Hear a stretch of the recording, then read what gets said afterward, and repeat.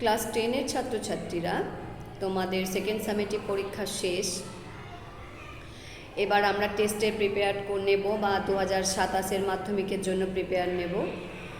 দেখো, তোমাদের সিন্ধু তীরে কবিতাটা এবছরের জন্য কিন্তু মোস্ট ইম্পর্টেন্ট। এবছরের মোস্ট ইম্পর্টেন্টের মধ্যে 3টে আছে: আয় আরও বেঁধে বেঁধে থাকি, আফ্রিকা আর সিন্ধু তীরে। তাই সিন্ধু তীরে কিন্তু আমাদেরকে খুব ভালো করে পড়তে হবে, যাতে করে আমরা একটা 5 আর একটা 3 পেতে পারি। আর একটা কথা তোমাদের বলে দিই, তোমাদের কবিতা থেকে কিন্তু 2টো কোশ্চেন আসে। 3 নম্বরের 2টো দেয়া হয়, একটা করতে হয়। 5 নম্বরের 2টো দেয়া হয়, একটা করতে হয়।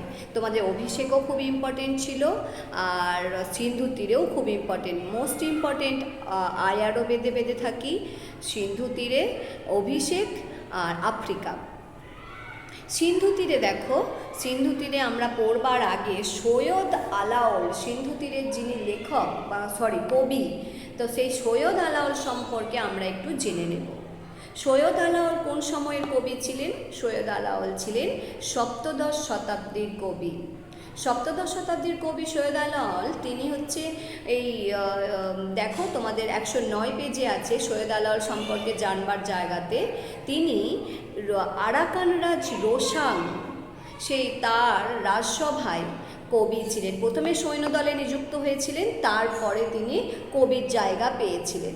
তা সৈয়দ আলাওলের যখন লেখনীর গুণ আছে জানতে পারলেন রাজা, তখন তাকে তিনি কি বললেন, যে কবি মোহাম্মদ জাইসির একটা কাব্যগ্রন্থ লিখেছিলেন, তার নাম কি?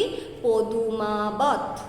তাহলে মোহাম্মদ জাইসিরের লেখা পদুমাবত কাব্যগ্রন্থটিকে তিনি অনুবাদ করতে বললেন সৈয়দ আলাওলকে।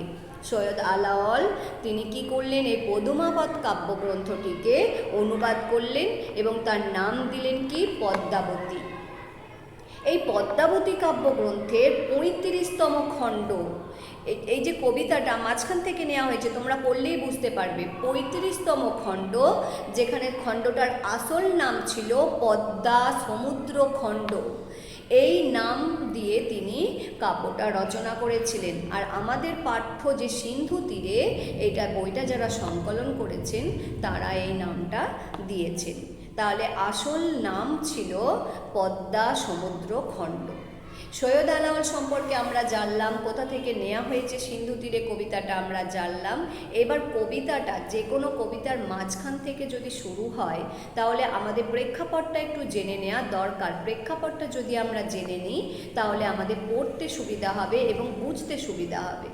দেখো, এখানে এই যে শুরু করেছে কবি, এখান কন্যারে ফেলিল যথা, তার আগে আমি গল্পটা একটু বলি। রত্নসেন নামে একজন রাজা, সেই রত্নসেন রাজা কি করেছেন? পদ্মাবতীকে বিবাহ করেছেন এবং পদ্মাবতীকে বিবাহ করে পদ্মাবতীর পিতার কাছ থেকে প্রচুর ধন সম্পদ নিয়ে তার রাজ্যে ফিরছেন।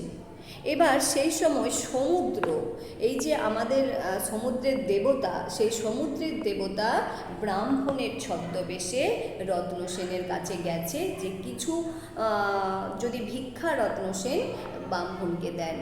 কিন্তু রাজা রত্নসেন তখন অর্থের অহংকারে দম্ভে মত্ত।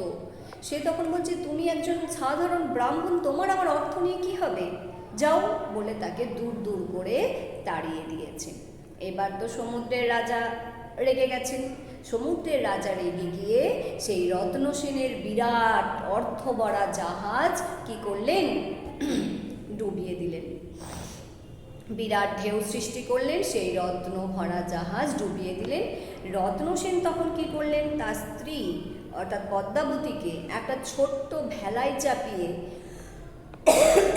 এবং তার কয়েকজন সখী সহ সমুদ্রে ভাসিয়ে দিলেন। কারণ তাহলে অন্তত বেঁচে থাকবে, জলে ডুবে যাবে না, সেই ভেবে তাকে তাদের ছোট্ট একটা ভেলায় চাপিয়ে ছেড়ে দিলেন। সমুদ্র রাজা সেই ভেলাকেও এমন একটা ঢেউয়ের তাড়না সৃষ্টি করলেন, সেই ভেলাও এসে কোথায় পড়ল? সমুদ্র তটে আছড়ে পড়ল। এবার আমরা কবিতাতে ঢুকব। তাহলে আমরা প্রেক্ষাপট জেনে গেলাম, কোন পরিস্থিতিতে ঘটনা ঘটেছে আমরা জানলাম।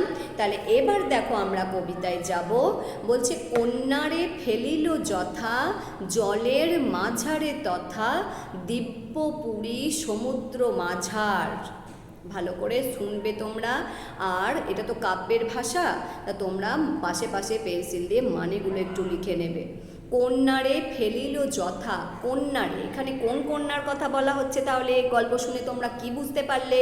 এখানে কন্যা বলতে পদ্মাবতীর কথা বলা হচ্ছে। পদ্মাবতী, তাহলে কন্যারে ফেলিল যথা, এখানে কোন কন্যার কথা বলা হচ্ছে? এখানে রত্নসেনের স্ত্রী পদ্মাবতীর কথা বলা হচ্ছে। জলের মাঝারে তথা, তার মানে সেখানে জলের মাঝখানে, দিব্যপুরী সমুদ্র মাঝার, সমুদ্রের মাঝখানে একটা স্বর্গীয় প্রাসাদ রয়েছে। পুরী মানে প্রাসাদ, আর দিব্য মানে কি? স্বর্গীয়।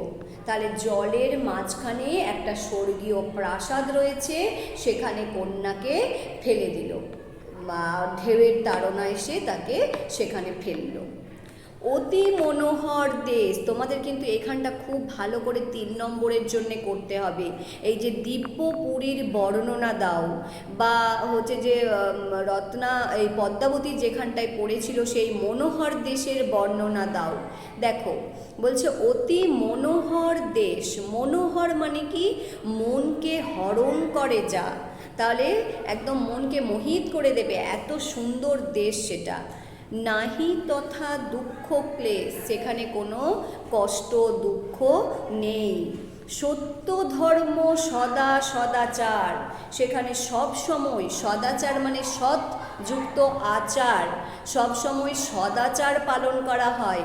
সদা মানে সব সময়, সদাচার সন্ধি ভাঙলে সৎ যুক্ত আচার, তাহলে সত্য ধর্ম সত্য আচরণ সেখানে করা হয়। তাহলে মনোহর দেশ কেন বলা হচ্ছে? সেখানে কোনো কষ্ট নেই, সেখানে মানুষজন সবসময় সত্যি কথা বলে, সৎ আচরণ করে। সমুদ্র নৃপতি সুতা, সমুদ্র নৃপতি সুতা মানে কি? কন্যা। আমরা সুতা মানে কন্যা অভিষেকে পেয়েছিলাম।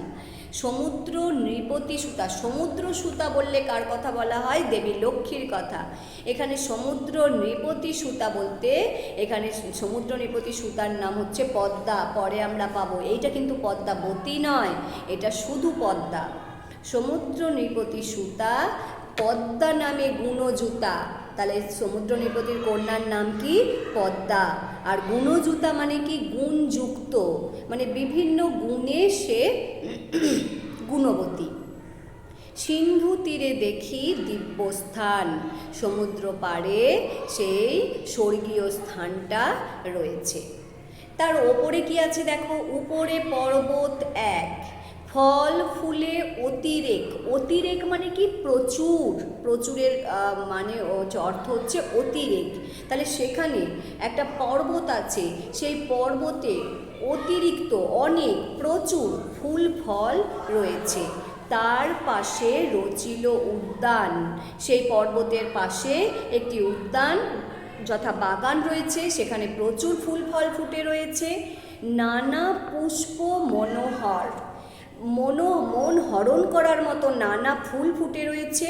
সুগন্ধি সৌরভতর, মানে যতটা দেখতে সুন্দর ঠিক ততটাই সুগন্ধিতে যুক্ত সেই সমস্ত ফুল।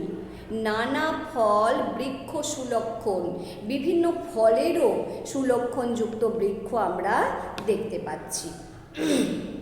তাহাতে বিচিত্র টঙ্গী হেমরত্নে নানা রঙ্গী, টঙ্গী মানে এখানে প্রাসাদ, হেমরত্নে মানে কি?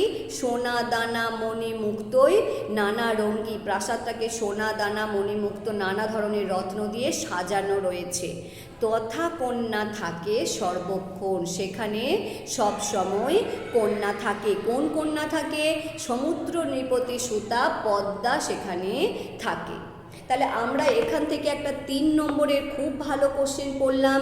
তোমরা বারবার শুনবে, বারবার প্র্যাকটিস করবে যে অতি মনোহর দেশ, দেশটির বর্ণনা দাও, দেশটিতে কি কি আছে আমি সুন্দর করে কিন্তু তোমাদের বোঝালাম। তোমরা বারবার এটা প্র্যাকটিস করবে, দেখবে তোমরা নিজেরাই লিখতে পারছো নিজের মতো করে।